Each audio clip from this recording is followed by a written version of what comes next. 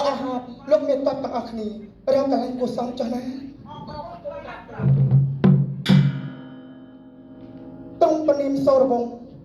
ច្រើនឆ្នាំមកហើយតែខ្ញុំក្រងរាជនៃទឹកដីបរិយាកោបានមានសេចក្តីព្រះបរមសុខជាក្រៃលែង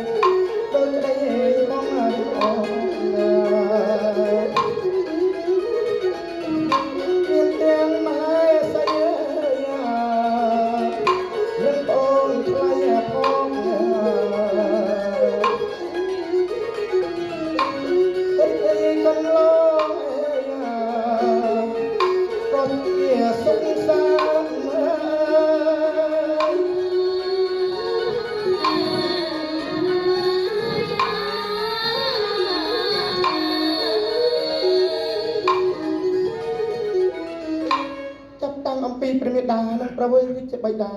ព្រះអង្គចូលទីព្រះសវណ្ណគតទុកឲ្យទូព្រះបង្គំដៃជាអ្នកថែរក្សានៅក្នុងទឹកដីមហានគរនេះធ្វើឲ្យប្រជានារីទាំងឡាយគោរពស្រឡាញ់ប្រកតាមអំពីនៃខ្ញុំតែជាអង្គមហាក្សត្រមានមោទនភាពណាស់អំពីនៅទឹកដីមហានគរដ៏រុងរឿងអត់មានជនឆ្លៀនពៀនណាចង់មកដណ្ដើមឡើយ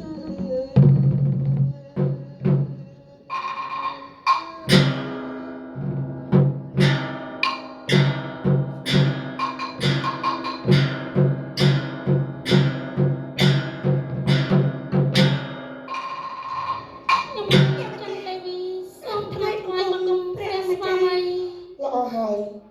អគ្គមហេសីថាប់ដល់ហើយម្ចាស់អូនតាមឡាមកអូនព្រះគុណព្រះម្ចាស់ម្ចាស់អូនទៅរកកន្លែងគួរសមទៅព្រះគុណម្ចាស់ព្រះស្វាមីម្ចាស់អូនណាព្រះបងខ្ញុំម្ចាស់ច្រើនឆ្នាំកន្លងផុតមកនេះតែម្ចាស់អូនរស់នៅជាមួយនឹងបងតែនៅក្នុងទឹកដីបរិនគររបស់យើងអូនមានសុភមង្គលយ៉ាងណាទៅព្រះស្វាមីខ្ញុំម្ចាស់ជាមហេសីខ្ញុំម្ចាស់ពិតជាមានសេចក្តីសុខណាស់ព្រះបងម្ចាស់អូល្អប្រសើរហើយម្ចាស់អូនថ្លៃ